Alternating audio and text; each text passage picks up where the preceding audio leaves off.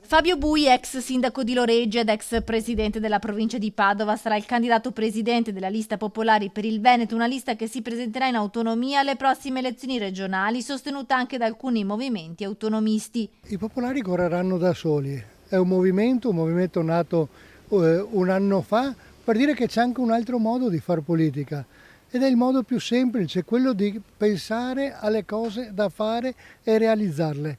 Non parlarsi sempre addosso, non litigare continuamente. Noi vogliamo dare una risposta al Veneto. Una candidatura fuori dai partiti che vuole dare risposte ai veneti, mentre per le grandi coalizioni i nomi vengono imposti da Roma, spiega Bui, Popolari per il Veneto vogliono presentare soluzioni concrete su temi come imprese, scuole, infrastrutture, sanità e anche sull'ambiente.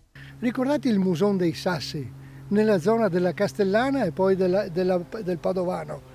Il Musone dei Sassi ha bisogno di una vasca di laminazione di 1 milione di metri cubi d'acqua. Salverebbe Castelfranco e salverebbe tutta l'Alta Padovana. Perché sono ferme queste vasche? Perché c'è un vincolo ambientale e architettonico in una vasca di laminazione, perché sottoterra c'è una casa colonica sepolta da anni di epoca romanica.